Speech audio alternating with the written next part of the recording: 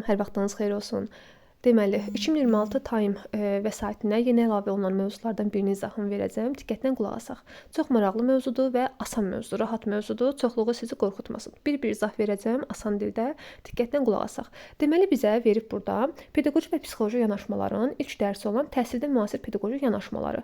Yanaşmalardan bəhs olunur burada. Əməkdaşlığa əsaslanan yanaşma var, konstruktiv yanaşma var, refleksiv yanaşma və adaptiv yanaşmadan bəhs olunur. Hər birinin prinsipləri və mərhələlərindən danışacaq bu gün sizlə. Diqqətlə qulaq asaq. Maraqlı mövzudur, rahat mövzudur. Qorxutmasın sizin gözünüzü. Deməli, burada əvvəl başlayaq əməkdaşlığa əsaslanan yanaşmadan. Adından da göründüyü kimi söhbət burada nədən gedir? Əməkdaşlıqdan gedir, düzdürmü? Əməkdaşlıq. Ümumiyyətlə, əgər əməkdaşlıq varsa, deməli orada uşaqlarda necə inkişaf elətdirə bilərik əməkdaşlıq bacarığını uşaqlarda? Biz sizlə iş formaları keçmişik. Qrup işidir, kollektivlə işdir. Bax, bu iş formalarından istifadə eləsək, şagirdlərdə avtomatik əməkdaşlıqdır, ünsiyyət bacarığıdır, bu kimi bacarıqlar inkişaf eləyəcək. Deməli, burada əməkdaşlığa əsaslanan yanaşmada bizim məqsədimiz nədir? Şagirdlərdə əməkdaşlıq, birgə öyrənmə, ünsiyyət bacarıqlarını inkişaf etdirmək. Necə inkişaf etdirə bilərik? Təbii ki, xüsusilə qrup işinə, kollektivlə işə diqqət etdirmək lazımdır. Məsələn, baxaq qrup işinə. Qrup işində uşaqlar nə edirlər? Hansı bacarıqlar inkişaf edirdi? Yadımıza salaq, qrup işində birgə öyrənmədir, yoldaş qiymətləndirməsidir, əməkdaşlıqdır, ünsiyyətdir, bir-birini dinləmə bacarığıdır, bir-birinin sırasını gözləmək bacarığıdır, yaxın inkişaf zonasıdır. Görün nə qədər bacarıqlar inkişaf edirdi. İndi bunlar yadımıza düşdüsə, keçək indi əməkdaşlığa əsaslanan yanaşmanın prinsiplərinə, hansı komponentləri var, onlara baxaq. 5 komponenti var əməkdaşlığa əsaslanan yanaşmanın. Hamısı bildiyimiz bir şeylərdir. Sadəcə diqqətlə qulaq asın ki, açar sözlərlə yadda saxlaya bilək. Bildiyimiz bir şeylərdir. Sadəcə burada ad verəcəyik bunlara, ad qoyacağıq, ümumiləşdirəcəyik. Deməli, birinci komponenti müsbət qarşılıqlı asılılıqdır. Nə deməkdir bu? Əvvəlcə təsəvvür eləyin, həmişə deyirəm, dərsi öyrənəndə, qulaq asanda beyninizdə təsəvvür eləyin. Əməkdaşlıq varsa, deməli orada nə var? Qrup işi var. Qrup işi varsa, deməli orada uşaqlar bir-birindən asılıdırlar. Nə mənada asılıdırlar? Məsələn, biri iş görəndə düşünür ki, əgər mən qalib gələcəmsə, deməli burada qrup qalib gələcək. Yəni orada uşaqlar tək başına iş görmürlər. Onların o belə deyim də qrup işində o ortaya qoyduqları bacarıq nəticəsində, ortaya qoyduqları o verdikləri töhfə nəticəsində qrup işi nəticədə qalib gələ bilər. Ona görə də bunlar sanki bir-birindən asılıdır. Əgər mən hansısa bir səhvə yol versəm, məğlub olsam, deməli qrup məğlub olacaq. Yox, əgər diqqətli olsam, belə deyim də, bacarıqlarımı səmərəli şəkildə istifadə edə bilsəm, mənim qrupum qalib gələcək. Bu artıq bir-birindən asılılığı göstərir. Deməli, burada ilk prinsip nədir? Komponent nədir? Müsbət, qarşılıqlı asıllıq. Şagirdlər bir-birindən müsbət mənada, yaxşı mənada asılıdırlar. Bunu dərk eləməlidirlər, başa düşməlidirlər ki, mən qalib gəlsəm, qrup qalib gələcək. Ona görə də bacarıqlarımdan səmərəli şəkildə istifadə etməliyəm. Aydınca keçək indi ikinci komponentə. İkinci komponent fərdi məsuliyyətdir. Nədir fərdi məsuliyyət? Ümumiyyətlə, qrup işi olsa da, orada şagirdlər hər biri ayrı-ayrılıqda fərdi olaraq öz məsuliyyətini dərk etməlidir ki, bacarığını səmərəli şəkildə istifadə etməlidir ki, o, belə deyim də, onların gördükləri nəticə qrup işinin nəticəsinə müsbət təsir göstərsin. Yəni, o ortaya qoyduğu bacarıq, gördüyü iş qrup işinin nəticəsinə müsbət təsir göstərməlidir. Bunun üçün də ilk öncə şagirddə nə olmalıdır? Fərdi məsuliyyət. Əgər mənim məsuliyyətim olmasa, deməli mən işimi səmərəli şəkildə yerinə yetirə bilməyəcəm. Bax, yenə deyirəm, bildiyimiz bir şeylərdir, asan bir şeylərdir. Təsəvvür eləyərək yadda saxlaya bilərik. Birinci bildik ki, burada uşaqlar bir-birindən asılıdırlar qrup işində. Daha sonra qrup işində uşaqlar fərdi məsuliyyətlərini dərk eləyərək özünə, hərə öz, belə deyim də, öz öhdəsinə düşən işi yerinə yetirməlidir ki, qrup işinin nəticəsinə müsbət təsir göstərsin. Çünki hər bir uşaq orada ayrı-ayrılıqda məsuliyyət daşıyır nəticəyə görə, ortaya qoyduqları bacarığa görə. Ona görə də fərdi məsuliyyət də vacib komponentlərdən biridir. Üçüncü nədir? Bildiyimiz, həmişə deyirik, əgər orada qrup işi varsa, əməkdaşlıq varsa, avtomatik ünsiyyət də inkişaf eləyəcək. Orada qrup işində uşaqlar nə edirlər? Bir-birlərindən ünsiyyət qururlar. Necə ünsiyyət qururlar? Məsələn, lazım gələrsə bir-birlərindən fikir mübadiləsi aparırlar, bir-birlərindən öyrənirlər, birgə öyrənmə var, fikir mübadiləsi aparırlar, lazım gələrsə bir-birlərindən nəyisə sual verirlər, nəsə soruşurlar. Nəyisə başa düşməyəndə biri digərinə kömək eləyir, yardım eləyir. Bax, ünsiyyət və qarşılıqlı köməkdə budur. Yenə deyirəm, 3-cü komponent ünsiyyət və qarşılıqlı köməkdə çətin bir şey yoxdur. Orada uşaqlar bir-birlərindən ünsiyyət qurur, dialoqa girir və dialoq quraraq bir-birlərindən nəyisə öyrənməyə çalışırlar. Fikir mübadiləsi aparırlar, müzakirə aparırlar. Məlumat mübadiləsi nədir? Fikir mübadiləsidir, müzakirədir. Bir-birlərinə lazım gələrsə izah eləyirlər nəyisə, bir-birlərinə nəyisə soruşurlar, sual verirlər və bir-birlərinə kömək eləyirlər. Bu da budur. Asan bir şeydir, çətin deyil, yenə deyirəm. 4-cü sosial bacarıqların inkişafıdır. Biz bilirik ki, qrup işində hansı bacarıqlar inkişaf edir? Sosial bacarıqlar inkişaf edir. Yəni, bu 3 komponentdən sonra 4-cü komponentdə bizə bildirir ki, qrup işində sosial bacarıqlar ünsiyyətdir, əməkdaşlıqdır. Bax, dərsin əvvəlində dediyim kimi, hansı bacarıqlar inkişaf edirdi qrup işində? Ünsiyyət, əməkdaşlıq, birgə öyrənmə, yoldaş qiymətləndirməsi, müzakirə etmə bacarığıdır, bir-birini dinləmə bacarığıdır, bir-birinin sırasını gözləmək bacarığıdır. Baxın, fikir verirsinizsə, görün nə qədər bacarıq inkişaf edir. Ona görə də sosial bacarıqların inkişafı deyəndə bax, bu kimi bacarıqlar nəzərdə tutulur. 5-ci qrup prosesinin refleksiyasıdır. Mən bilirəm, refleksiya nə idi? Yadımıza salaq, refleksiyanı qiymətləndirmə mövzusunda keçmişik. Bax, qiymətləndirmə ilə refleksiyanın hələ fərqini də izah eləmişdim. Yadınıza salıram, qiymətləndirmədə demişdik ki, şagird sadəcə düzünə və səhvinə baxır. Məsələn, 10 sualdan 5 düzün var, 5 səhvin var. Amma refleksiyada isə ətraflı düşünür. Düşünür ki, görəsən mən harda səhvə yol verdim? Görəsən mən bu çıxan səhvlərimi necə təkmilləşdirə bilərəm? Özümü necə inkişaf etdirə bilərəm? Görəsən mən əvvəl nəyi bilirdim, indi nəyi bilirəm? Əvvəlki biliyi ilə yeni biliyi arasında müqayisə aparır ki, məndə görəsən nə qədər inkişaf edib? Görəsən istifadə etdiyim üsullar effektivdirmi? Görəsən mənə müsbət təsir göstərirmi? Bax, fikirləşir, nəyi düz elədik, nəyi səhv elədik? Biz məsələn indi qrup işinə qayıdaq da, qrup şəklində müzakirə aparırlar ki, görəsən biz harda səhvə yol verdik? Görəsən biz gələn dəfə bu səhvləri etməmək üçün nələrə fikir verməliyik? Hansı strategiyamızı dəyişməliyik? Bax, bu cür refleksiya apara bilirlər. Bu da bildiyimiz bir şeydir. Həmişə deyirik ya, qiymətləndirmə axırda olur. Burada da sonuncu komponent olaraq refleksiyanı yadda saxlayacaqsınız. Vəssalam, aydınsa keçək digərlərinə, digər məqamlara. Bax, əməkdaşlıq əsasından yanaşmanın nəzərə alınmalı olan məqamları var. Hamısını bilirik. Keçmişik, keçdiyimiz bir şeylərdir. Deməli, biz həmişə deyirik ki, müəllim ümumiyyətlə sinifdə nə olursa olsun, təkcə qrup işində yox, hər zaman, hər bir dərsdə şagirdlərin müxtəlifliyini nəzərə almalıdır. Çünki şagirdlər eyni deyil, şagirdlər müxtəlifdir, insanlar müxtəlifdir. Mənim öyrənmə tərzimdən sizin öyrənmə tərziniz eyni olmaya da bilər. Çünki bizim xasiyyətlərimiz ayrıdır. Mənim ola bilər başqa bir xasiyyətim var, sizin amma başqa, tamam ayrı bir xasiyyətiniz var. İnsanlar yenə deyirəm, fərqlidir, şagirdlər fərqlidir. Hər bir şagirdin öz marağı, istəyi, öz potensial səviyyəsi var, öz bacarıqları var. Onların hamısının səviyyəsi eyni ola bilməz, potensialları eyni ola bilməz. Buna görə də müəllim qrup işi də verəndə, uşaqları qrup formasında formalaşdıranda bu müxtəlifliyi nəzərə almalıdır. Yadda saxlayın, müəllim qrup işində homogen qrup yox, heterogen qruplar yaratmalıdır. Heterogen qruplar nə deməkdir? Yəni müxtəlif bacarıqlı şagirdləri bir araya gətirməlidir. Məsələn, ancaq zəifləri bir qrupa yığsaz və yaxud da ancaq güclü uşaqları digər bir qrupa yığsaz, bu yanlış yanaşmadır. Bu homogen yanaşmadır. Olmaz. Haqsızlıqdır, ayrı-seçkilikdir. Ona görə də müxtəlif tipli bacarığa malik olan şagirdləri bir araya gətirmək lazımdır. Həm zəif, həm də nisbətən aktiv, həm də nisbətən güclü şagirdləri bir araya gətirmək lazımdır. Heterogen olmalıdır qrup. Yəni müxtəlif bacarıqlı şagirdləri bir araya gətirmək lazımdır qrup işi formalaşdıranda. Yadda saxlayın. Yəni müəllim burada müxtəlifliyi nəzərə almalıdır, bərabər imkanları gözləməlidir. Daha sonra, baxın, bizə verib tapşırıqları strukturlu edin. Nə deməkdir bu? Bax, bildiyiniz bir şeydir. Tapşırıqları strukturlu etmək o deməkdir ki, yenə də burada müxtəlifliyi nəzərə alırsınız. Çünki şagirdlərin səviyyələri eyni deyil. Siz məsələn ancaq çətin tipli sual salsaz, təbii ki, bəzi uşaqlar çətinlik çəkəcəklər onları yazmaqda. Çünki səviyyəsi aşağı olan şagird də var, potensial səviyyəsi yuxarı olan şagird də var. İntellektual səviyyəsi aşağı olan da var, yuxarı olan da var. Ona görə də biz bu müxtəlifliyi nəzərə alaraq müxtəlif tipli tapşırıqlar hazırlamalıyıq.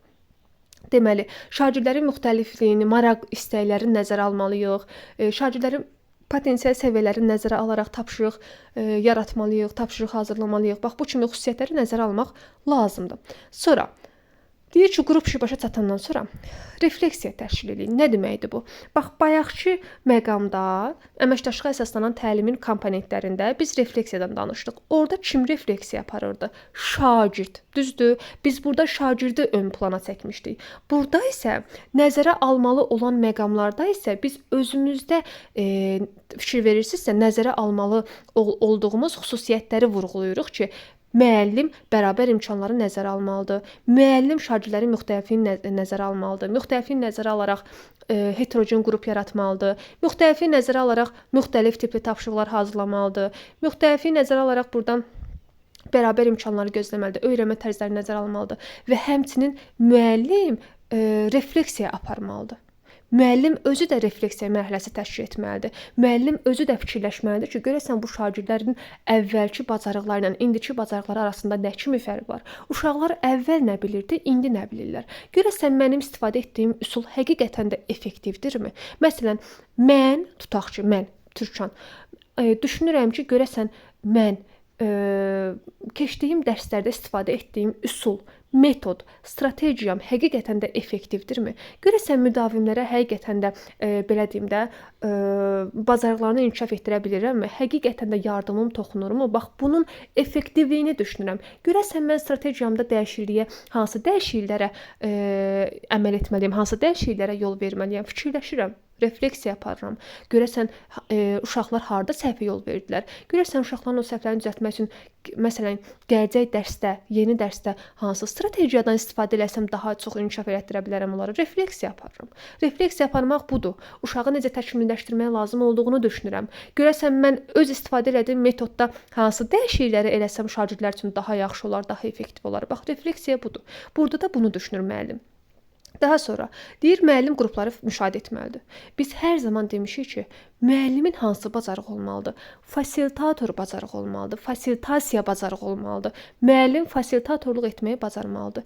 Biz demişik fasilitator müəllimin hansı bacarıqları var? Göz, qulaq, dil. Demişdim, elə yadda saxlayın. Gözlə müəllim müşahidə etməlidir.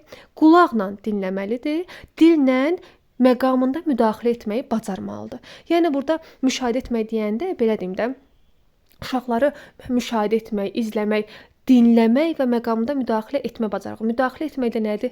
Məsələn, uşağın bir səhvi çıxıbsa, ona anındaca istiqamət verməlisən ki, dəstək verməlisən ki, uşaq o səhvini gələn dəfə düzəldə bilsin, gələn dəfə o səhvə yol verməsin.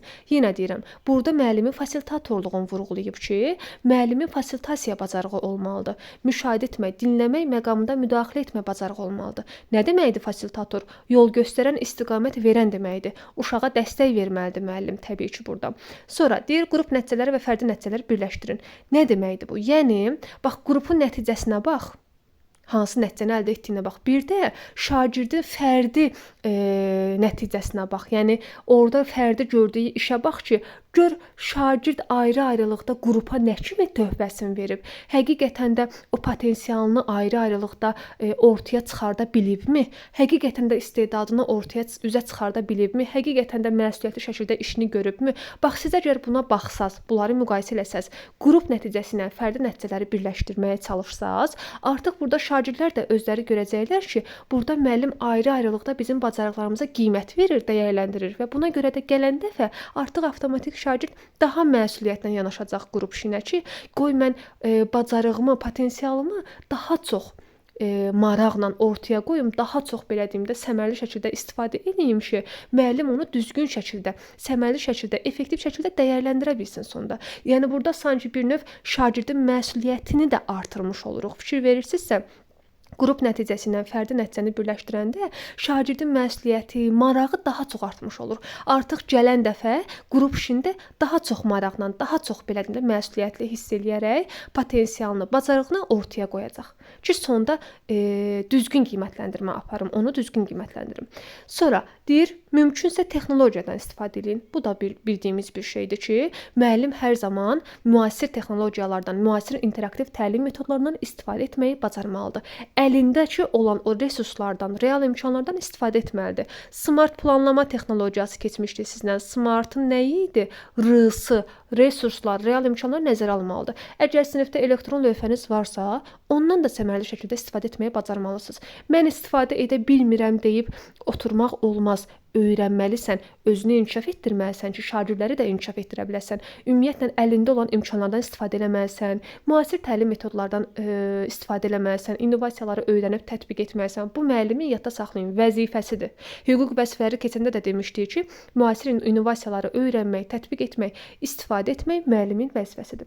Aydınsa bura qədər keçək digər yanaşmaya.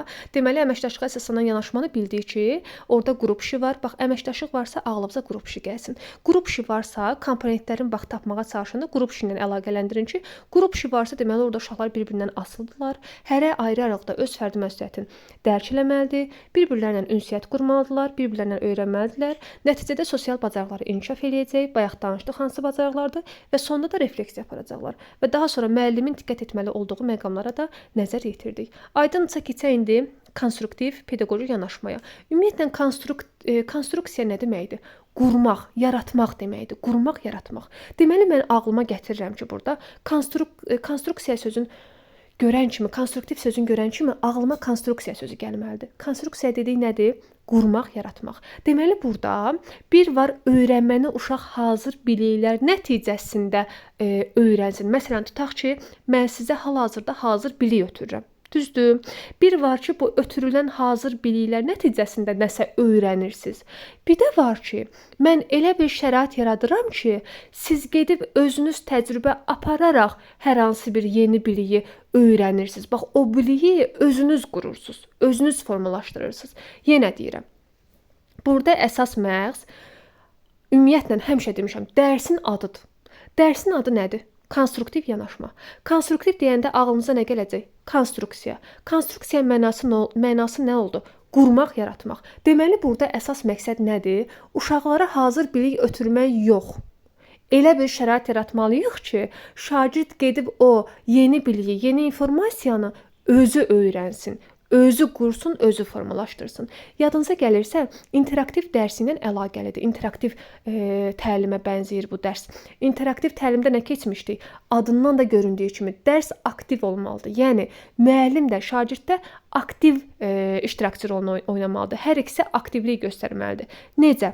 Nə demişdik? Fasilitator müəllim olmalıdır. Fasilitator müəllim də kimdir? Uşağa hazır biliyi ötürməməlidir. Bax, burada deyiləni deyir. Hazır biliyi ötürməməlidir.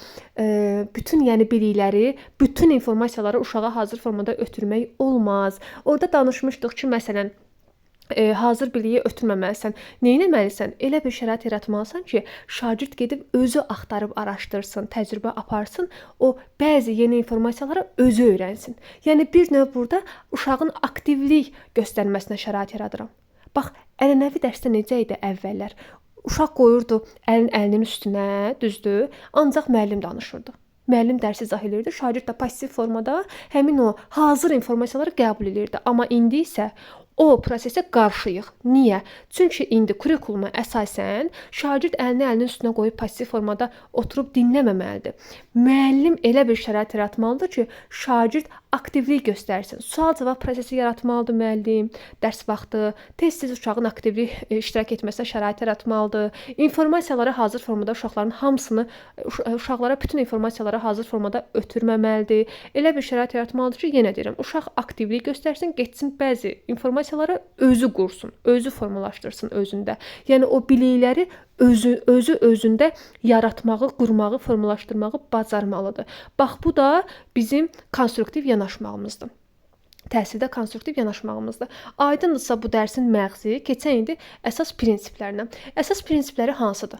Bax, burada da interaktiv təlimdən danışdıq, fasilitator müəllimdən danışdıq. İndi elə oradan da yola davam eləyək. Əsas prinsipləri burada da 5 dənədir. Əvvəl baxaq əvvəlki biliklərin aktivləşdirilməsinə. Yadınıza gəlirsə, dərsin gedişatı ilə bağlı mövzuları sizdən keçəndə vurğulayırdıq ki, yeni dərsə keçməmişdən əvvəl müəllim köhnə bilikləri, əvvəlki bilikləri aktivləşdirməlidir, yəni yada salmalıdır. Məsələn, bizim dərsimiz necə keçir? Əvvəlcə köhnə mövzunu, sonuncu dəfə keçirilən mövzunu yada salırıq, ondan sonra yeni mövzuya keçirik. Bax, bu da odur. Siz yeni mövzunu keçməmişdən qabaq, əvvəlki köhnə bilik yada salmalısınız. Uşaqlarda o əvvəlki bilikləri aktivləşdirməlisiniz ki, Köhnə mövzuyla yeni bilik arasında, yeni mövzu arasında uşaqlar əlaqə yaradaraq daha yaxşı başa düşsünlər dərsi. İndi düşünün də, əgər uşaq köhnə mövzunu başa düşməyibsə, yadından çıxardıbsa, yeni mövzunu necə effektiv şəkildə öyrənə bilər? Heç cür. Ona görə də əvvəlki bilikləri aktivləşdirmək, yada salmaq vacib prinsiplərdən biridir. Keçək indi aktiv öyrənməyə. Aktiv öyrənmə nədir? Bayaqdan danışdıqlarım. Aktiv öyrənmə o deməkdir ki, yəni biz elə bir şərait yaratmalıyıq ki, şagird aktiv iştirakçı rolunu oynasın, passiv iştirakçı rolunu oynamasın. Əvvəl ənənəvi dərslərdə qaldı passiv iştirakçı. İndi elə bir şərait yaratmalıyıq ki, yenə deyirəm, konstruksiya nə idi? Uşaq özü özlüyündə bilik yaratmağı bacarmalıdır. Özü özlüyündə, yəni aktivlik göstərərək, aktiv iştirak eləyərək biz elə bir şərait yaratmalıyıq ki, uşaq getsin, araşdırma aparsın, bəzi yeni informasiyaları özü özlüyündə yaradıb qura bilsin, formalaşdıra bilsin. Aktiv öyrənmədə budur. Bu artıq fasilitator müəllimin gördüyü işdir. İnteraktiv təlim təşkil etməliyik ki, uşaqlar aktiv öyrənə bilsinlər. Baxaq indi sosial qarşılıqlı əlaqəyə. Sosial qarşılıqlı əlaqə adından da göründüyü kimi sosial deyəndə, sosiallaşmaq deyəndə ağlınıza nə gəlir? Ünsiyyət gəlir, belə deyim də, dialoq qurmaq gəlir, əməkdaşlıq gəlir, düzdürmü? Bax, bu sosial qarşılıqlı əlaqədə dialoqa, ünsiyyətə əsaslanır. Yəni burada uşaqlar bir var tək başına gedir, öyrənir. Bir də var ki, burada qarşılıqlı əlaqə quraraq, ünsiyyət quraraq, fikir mübadiləsi apararaq nə isə öyrənirlər. Yəni uşaqlar bir var tək başına öyrənsin. Tək başına öyrənmək də yaxşıdır ya, pis bir şey deyil. Tək başına öyrənəndə uşaq müstəqil öyrənmə bacarığını özündə inkişaf elətdirir. Amma başqaları ilə öyrənəndə də təbii ki, onda daha çox bacarıqlar inkişaf eləyəcək. Bir var tək başına öyrənirsən, bir də var ki, yanında yoldaşın var və o yoldaşından da öyrəndiyin əlavə yeni bilik bacarıqları var. Ona görə də hər tərəfli inkişaf gedir uşaqda, kimlənsə öyrənəndə. Deməli, belə bir nəticəyə gəlirəm ki, uşaqlar birgə öyrənərək, yoldaşları ilə birgə çalışaraq, birgə öyrənərək özlərində bir çox bacarıqları formalaşdırıb inkişaf etdirə bilirlər. Avtomatik olaraq daha çox belə deyim də, baxış bucaqları daha çox belə deyim də inkişaf eləyir. Müxtəlif perspektivdən məsələlərə yanaşa bilərlər. Yəni yaradıcı təfəkkürləridir, tənqidi təfəkkürdür. Onlarda təfəkkür, düşüncə, düşünmə daha çox inkişaf etmiş olur. Yenə deyirəm, bir var tək başına gedib nə isə öyrənirsiniz, araşdırırsınız. Bir də var ki, məsələn, yanınızda mən varam. Mənlə nə isə öyrənirsiniz. Mənlə öyrənirsinizsə, ya məsələn, mənim başa düşmədiyimi siz mənə başa salarsınız, ya da mənim başa düşmədiyimi mən sənə başa salacağam. Yəni sənin başa düşmədiyini mən sənə başa salacağam. Yəni avtomatik burada qarşılıqlı inkişaf gedir. Yoldaşı ilə öyrənəndə, ünsiyyət quranda, dialoq quraraq, əməkdaşlıq edərək öyrənəndə yenə də uşaq inkişaf etmiş olur. Bu da aydınca keçək məna yaratmaya. Məna yaratma nədir? Ümumiyyətlə, biz fikir verməliyik ki, uşaqlar əzbərçiliyə yol verməsinlər. Bir var ki, bax, bəzən olur da, uşaq deyir ki, ay müəllimə, mən dərsi başa düşməmişəm, amma əzbərləmişəm. Bəziləri var da, qiymət almaq xatirinə gedirlər, dərsi əzbərləyirlər. Başa düşməsələr də mənalarını. Gedib əzbərləyib, gəlib mənə əzbər danışırlar ki, nə var, mən onu nəzərə alım, qiymət yazım. Düzdür, o da bir bacarıqdır, fərasətdir, amma mütləq uşaq o dərsin mahiyyətini başa düşməlidir ki, ona gələcəkdə kömək eləyə bilsin o bilik bacarıqları. Axı o bilik bacarıqlarından istifadə etməyi bacarmalıdır. Başa düşmürsə necə istifadə eləyəcək? Heç cür. Ona görə də əzbərçilik yox. Mənasını başa düşməlidir uşaq. Buna görə də əslində burada müəllimin də rolu böyükdür. Niyə? Biz sizdən pedaqoji tələblər keçmişik. Pedaqoji tələblərdə pedaqoji prosesin tamlığında demişdik ki, müəllim dərsi izah etməklə yanaşı o dərsin mənasını, mahiyyətini, məğzini də başa salmalıdır ki, uşaqlar başa düşsünlər mən bunu nəyə görə öyrənirəm. Yəni belə deyim də, uşaq, yenə deyirəm, əzbərçiliyə yol verməməlidir. Şagird öyrəndiyi mövzunu, mahiyyətini, faydasını, əhəmiyyətini, mənasını başa düşməlidir. Mənasını başa düşmək üçün də uşaq öz həyatı ilə də əlaqələndirmə apara bilər. Əgər həyatında məsələn elə bir mövzu ilə rastlaşıbsa, əlaqələndirə bilirsə, öz həyatı ilə də əlaqələndirə bilər. Həmçinin əvvəl keçdiyi mövzularla da əlaqələndirmə aparıb, o dərsin mahiyyətini başa düşməyə çalışa bilər. Məna yaratmaq da budur. Təbii ki, məna yaradanda uşaqlar yenə də daha çox inkişaf etmiş olacaqlar. Refleksiya bəs nədir? Bunu da bilirik. Refleksiyada bayaqları izah elədim ki, refleksiya nədir? Şagird düşünür. Gələcəyini düşünür. Görəsən əvvəl necə bilirdim, indi necə bilirəm? Məsələn, tutaq ki, yenə deyirəm, şagird test eləyir, testdən müəyyən qədər səhvləri çıxır. Məsələn, siz test eləyirsiniz, testdən müəyyən qədər səhvləri çıxır. Siz artıq orada avtomatik düşünürsüz. Görəsən mən bu səhvlərimi necə təkmilləşdirə bilərəm? Görəsən mənim istifadə etdiyim metod həqiqətən də effektivdirmi? Görəsən mən özümdə necə dəyişiklik eləyə bilərəm? Gələn səfər hansı üsuldan, hansı öyrənmə metodundan istifadə eləsəm daha yaxşı nəticəm olar? Refleksiya eləyirsiniz. Özünüzü necə təkmilləşdirəcəyinizi düşünürsünüzsə, necə tənzimləyəcəyinizi düşünürsünüzsə, bax bu refleksiyadır. Mən bu gün nə öyrəndim? Mən bu gün harda çətinlik çəkdim?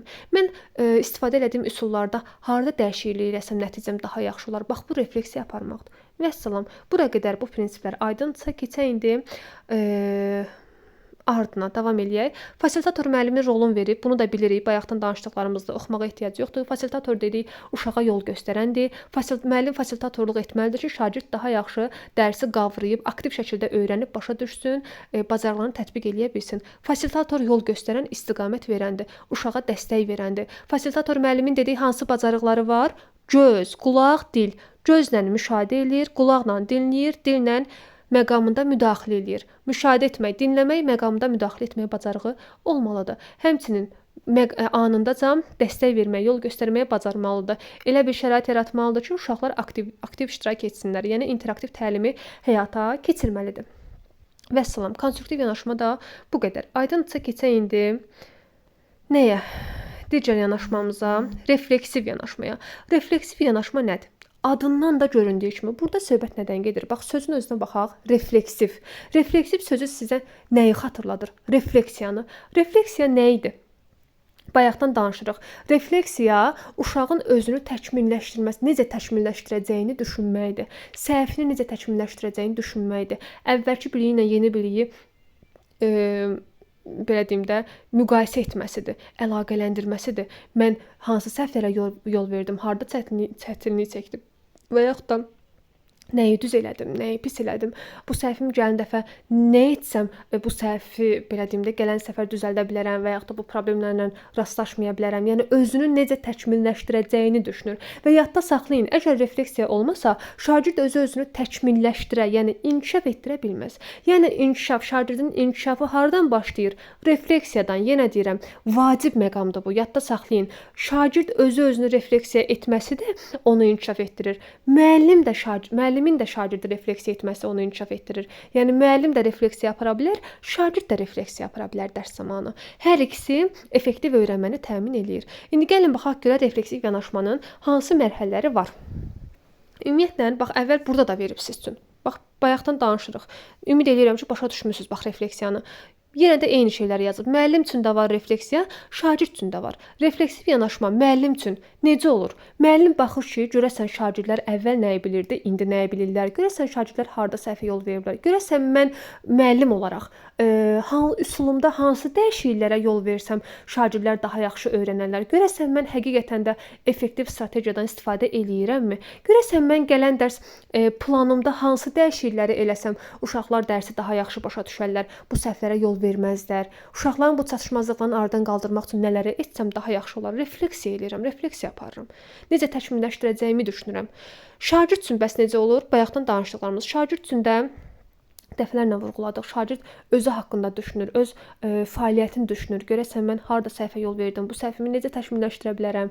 İstifadə etdiyim metodlarda harda dəyişiklik eləyə bilərəm? Çətinliklərim nələrdir? Nəyi yaxşı başa düşmüşəm, nəyi pis başa düşmüşəm? Bax bu da şagird üçün aparılan refleksiyadır. Ümumiyyətlə refleksiya deyəndə nə yadınıza salın? Metakognitiv bacarığı yadınıza salın. Uşaq burada metakognitiv bacarıq da nədir? Demişdim, şagirdin özü ilə bağlı hər şey. Orada da özü ilə bağlı bəzi şeyləri düşünür, özünü tənzimləyir, özünü inkişaf etdirməyə çalışır. Refleksiyada da. İndi gəlin baxaq refleksiv yanaşmanın mərhələlərinə. Baxacaqsınız ki, həqiqətən də metakognitiv bacarıqla əlaqəlidir həqiqətən də. Burada refleksiv yanaşmanın mərhələlərin 3 yerə bölüb, müşahidə, təhlil və dəyərləndirmə, bir də planlaşdırma. Rahatdır. Bax, ən rahatı budur. Niyə? Çünki gəlin təsəvvür eləyərək düşünək.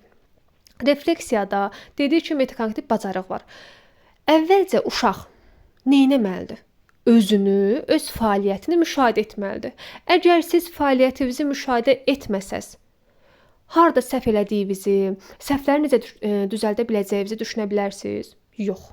Özünüzü necə təkmilləşdirəcəyinizi düşünə bilərsiniz. Dəyişiklik edə bilərsiniz özünüzdə? Yox. Əvvəlcə müşahidə etməlisiniz özünüzü, fəaliyyətinizi müşahidə etməlisiniz. Mən harda səhvə yol verdim? Mən həqiqətən də bunu başa düşmüşəmmi? Mənə bu çətindirmi, yoxsa asandırmı, yoxsa maraqlıdırmı? Bax, bunu əvvəlcə müşahidə edirsiniz. Müşahidə eləyəndən sonra təhlil edirsiniz, analiz edirsiniz. Bax, müşahidə nəyə oxşuyur? Metakognitiv bacarıqların formalaşdırılmasında birinci mərhələyə, özünü monitorinqə bənzəyir. Uşaq özünü neynirdi orada? Monitorinq eləyirdi, yəni müşahidə eləyirdi. Özü haqqında məlumat toplayır. Hələ müşahidə mərhələsində hələ hərəkətə keçməyib. Özü haqqında müşahidə toplayır. Müşahidə eləyərək məlumat toplayır. Özündən belə deyim də agah olur, məlumat toplayır ki, mən nəyi bilirəm, nəyi bilmirəm, harda səhvlərə yol verirəm, mənim üçün nə maraqlıdır, nə çətindir. Hələ özünü tanımağa çalışır, özü haqqında məlumat toplayır. Məlumat toplayandan sonra keçir hərəkətə. Təhlil eləyir, özünü analiz eləyir, dəyərləndirir. Görəsən, məsələn, bu səhvə nəyə görə yol verdim? Səbəb nə oldu?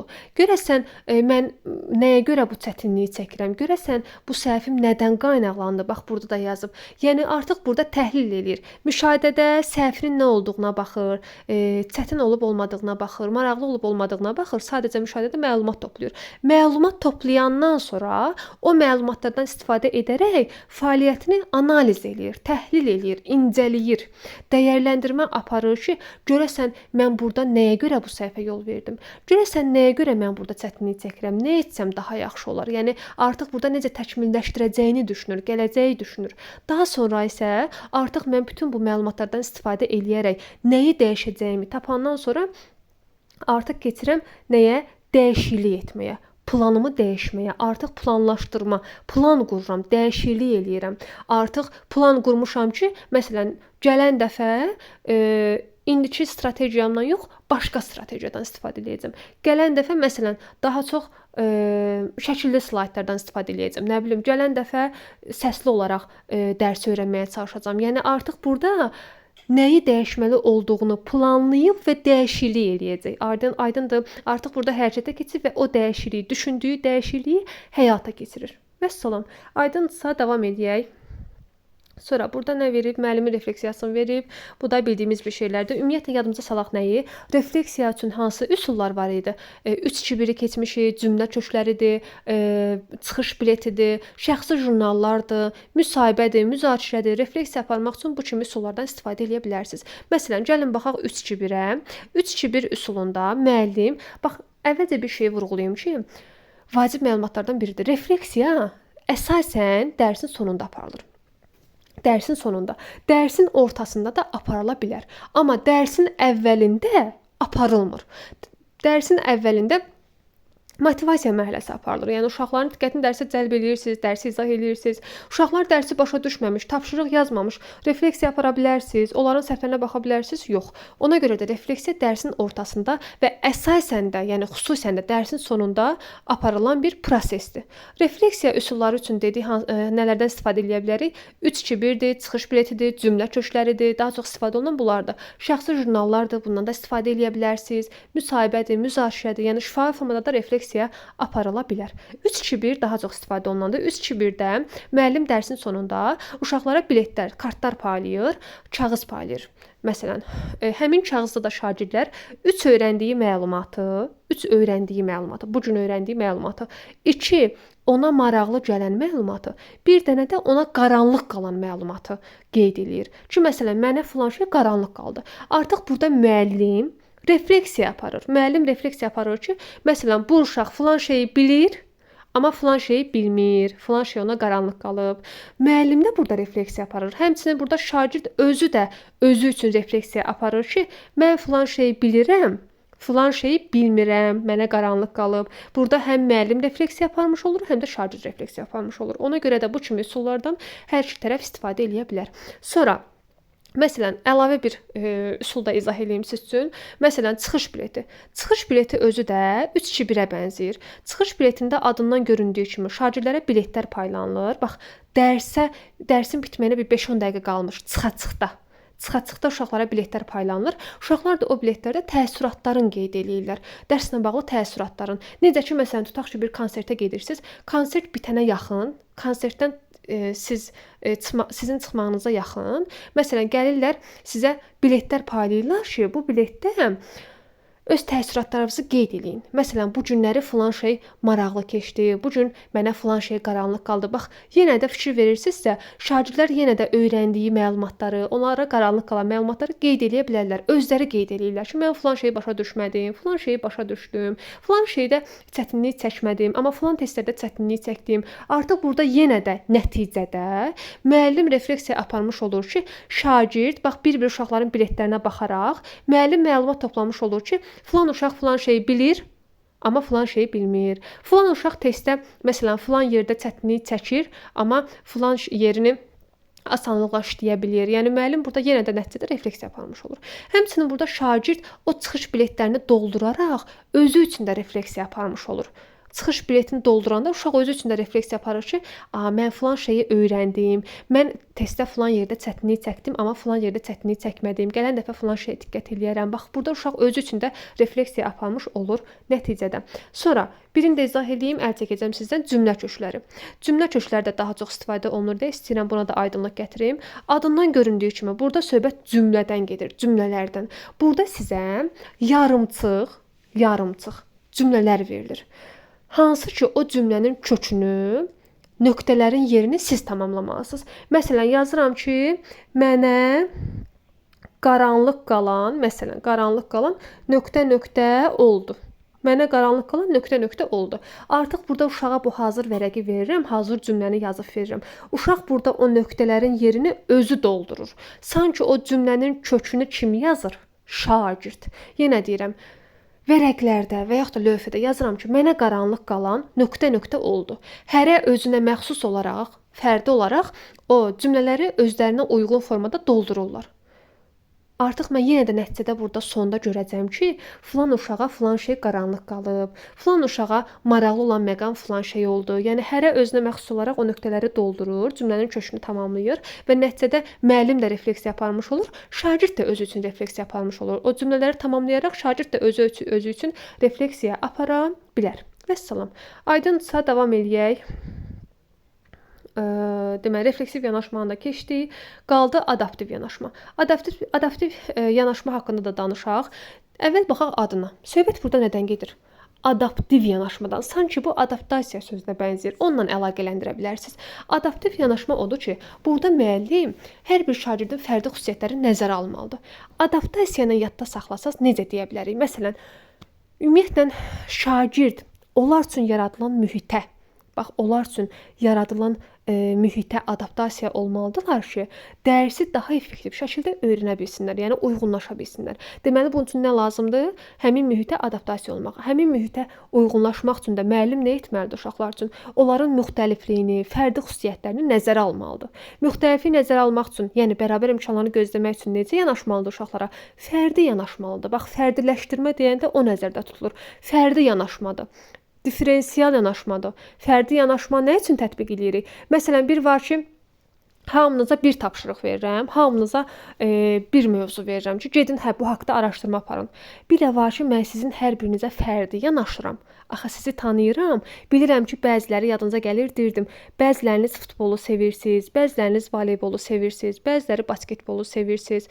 Burada artıq mən sizə seçim imkanı verirəmsə, fərdi yanaşaraq sizə seçim imkanı verirəmsə, müxtəlifliyinizi nəzərə alıramsa, deməli burada mən bərabər imkanları gözləmiş olurum. Artıq siz avtomatik burada mühitə uyğunlaşa biləcəksiniz, dərsdə effektiv şəkildə öyrənə biləcəksiniz. Yəni aktiv iştirak edəcəksiniz. Adaptiv yanaşma nə oldu? Fərdi yanaşmadır sanki. Adaptiv yanaşmada fərdiləşdirir müəllim təlim prosesini. Yəni, diferensial təlim həyata keçirməlidir. Uşaqların fərdi xüsusiyyətlərini nəzərə alaraq dərsi izah eləməlidir. Onlara tapşırıqlar verməlidir ki, şagirdlər daha effektiv şəkildə öyrənə bilsinlər. Adaptiv yanaşmanın prinsiplərinə baxaq, elə izah elədiklərimizi ümumiləşdirəcəyik. Cəmi cümlətanı 3 dənə prinsipi var. Birinci prinsipi fərdiləşdirmədir. Bax, bayaqdan danışdıqlarımız. Yenə deyirəm, müəllim dərs zamanı, dərsin həyata keçirəndə, reallaşdıranda uşaqlara fərdi yanaşmalıdır. Fərdi yanaşaraq şagirdlərin müxtəlif xüsusiyyətlərini nəzərə almalıdır olmalıdır ki, hər bir şagird prosesdə aktiv iştirak edə bilsinlər. Bərabər imkanları bir növ mən burada həyata keçirməliyəm, fərdi yanaşaraq. Fərdi yanaşdım, uşaqları tanıdım, müxtəliflikləri nəzərə aldım. Daha sonra davamlı diaqnostika və rəyə fikir verməliyəm. Nədir bu? Bax, diaqnostika deyəndə hər zaman demişəm ki, ağlınıza diaqnoz gəlsin. Bax, həkimə gedirsiniz, Allah eləməsin. Həkimə gedirsinizsə, həkim sizə baxan kimi o dəqiqə sizə müalicə yazır. Yox. Əvvəl siz üçün nə edir? Əvvəl sizə diaqnoz qoyur. Yəni sizdə olan əvvəl problemi müəyyənləşdirir. Problemi müəyyənləşdirəndən sonra müalicə yazır. Müəllim də elədir. Müəllim də sinifdə əvvəlcə diaqnoz qoymalıdır uşaqlara. Diaqnostika apararaq uşaqlara sanki diaqnoz qoyur. Uşaqların harda problemi olduğunu görür, harda çətinlik çəkdiyini görür və həmin o çətinlik çəkdiyi məqamlara rəy verməlidir. Bunu təbii ki, xüsusi şəkildə eləməlidir. Bir var ümumi rəy. Ümumi rəy konstruktiv rəy deyil. Xüsusi rəy verməlidir. Məsələn, bir var deyirəm ki, məsələn, dərsdə 15 nəfər var. Hər birində səhvləri ayrı-ayrıdır. Axı insanlar fərqlidir. Ola bilməz ki, hamınız eyni yerdə səhv eləmisiniz və yaxud da ola bilməz şagirdlər eyni yerdə səhv eləsinlər. Bir var ki, ümumi şəkildə rəy verirəm. Hamınıza bircə dənə rəy verirəm. Bir cavab verirəm. Bir də var ki, ayrı-ayrılıqda sizlə məşğul oluram. Deyirəm ki, filan kəs, sənin burada filan səhvin var. Əgər filan şeyə diqqət eləsən, daha yaxşı nəticə əldə edəcəksən. Nə edim mən burada? Uşağa xüsusi şəkildə, fərdi şəkildə rəy verdim. Yenə deyirəm, bir var hamınıza ümumi bir rəy verim. Bir də var ki, hamınızın problemini, çətinliyini ayrı-ayrılıqda nəzərə alaraq sizə xüsusi şəkildə rəy verirəm. Təbii ki, hansında daha çox inkişaf gedər? İkincidə. Və bilirəm ki, rəy vermək hansı qiymətləndirmənin əsas elementidir? Formativ qiymətləndirmənin əsas elementidir. Deməli, uşaqların daha çox inkişaf etməsi üçün mən nəyə fikir verməliyəm? Həm diaqnostikaya, həm də yəni uşaqların əvvəl problemini müəyyənləşdirməliyəm. Daha sonra həmin o müxtəlif problemləri nəzərə alaraq, uşaqların çatışmayan cəhətləri nəzərə alaraq onlara xüsusi şəkildə rəy verməliyəm. Konstruktiv rəy verməliyəm. Formativ qiymətləndirmə aparmalıyam. Formativ qiymətləndirmə nədir? Gündəlik qiymətləndirmədir. Uşaqları inkişaf etdirən qiymətləndirmədir. Burada artıq şagird özünü izləyəcək ki, müəllim də həmçinin şagirdin inkişafını izləyəcək ki, şagird əvvəl necə idi? İndi necədir? Şagirddə hansı inkişaf gedib? Nə dərəcədə dəyişiklik olub? Yenə deyirəm, uşaqları inkişaf etdirmək üçün mütləq uşaqlara konstruktiv rəy verilməlidir. Rəy də nədir? Bayaqdan deyirik, fasilitator müəllim uşağa düzgün istiqamət verməlidir, yönləndirməlidir. Məsələn, səhviniz çıxanda bir var sizə hazır cavab verim. Sizi düşünməyə sövq eləmirəm. Bir də var ki, mən sizə istiqamət verirəm ki, məsələn, get filan şeyi yada sal. Get filan şeyə nəzər yetir. Qeydirsiniz o səhvinizi özünüz düzəldirsinizsə, bax bu konstruktiv rəydir. Fasilitator müəllimin edə biləcəyi bir nüansdır. Bu da aydınca keçək üçüncüyə. Üçüncü dəstəyin tədricən azaldılmasıdır. Scaffoldingdir. Nədir bu? Ümumiyyətlə, uşaq birdən-birə özü gedib hər şeyi öyrənə də bilməz. Əvvəlcə təbii ki, siz uşaqdan dəstəyinizi əsirgəyməməlisiniz. Uşağa dəstək göstərməlisiniz, ona kömək eləməlisiniz, inkişaf etdirmək üçün dəstək verməlisiniz. Daha sonra isə dəstəyinizi azaltmalısınız. Sanki əlinizi onun üstündən çəkməlisiniz ki, uşaq gedib problemləri özü də həll eləyə bilsin. Bir növ burada uşağın müstəqil öyrənməsini də inkişaf etdirmək lazımdır. Yenə deyirəm, bax, əgər siz axıra qədər, sona qədər uşağın üstündən əlinizi çəkməsəz, dəstəyinizi axıra qədər versəz, şagird sabahsı günü müstəqil işdə görə bilməyəcək. Niyə? Çünki siz axıra qədər dəstəyinizi əsirgəməmisiniz və uşaq ona öyrəşib. Uşaq elə bilir ki, dəstək olmasa mən iş görə bilmərəm. Ona görə də müəllim əvvəldə dəstək verməlidir, kömək eləməlidir, yol göstərməlidir. Bu hər birimizin borcudur. Amma müəyyən müddətdən sonra o dəstəyi azaltmalıyıq ki, yavaş-yavaş şagird o problemi özü də həll eləyə bilsin. Məsələn, belə düşünün də, sabahsı gün o uşaq böyüyəndən sonra, gedib özünə iş qurandan sonra artıq o tək başına qərarlar verməyə qorxacaq, çəkinəcək, qərar verə bilməyəcək, tək başına iş görə bilməyəcək. Deyəcək ki, mütləq mənə dəstək olmalıdır. Kənardan bir müdaxilə olmalıdır. Yəni, kənardan dəstək olmasa, o insan iş görə bilməyəcək. Ona görə də bu kimi məqamlarla rastlaşmamaq üçün, uşaqlarda müstəqil öyrənməni inkişaf etdirmək üçün, yenə deyirəm, problem həll etmə bacarığını müstəqil öyrənməni inkişaf etdirmək üçün şagirdin üstündən əlimizi tədricən get-gedə çəkməliyik. Yəni, dəstəyimizi get-gedə azaltmalıyıq. Vəssalam. Bu da bu qədər. Ümid eləyirəm dərsin mahiyyəti, məğzi aydın oldu sizə. Nəyə qaranlıq qalsa soruşarsınız məndən. Bu qədər. Sağ olun. Hələlik görüşərik inşallah.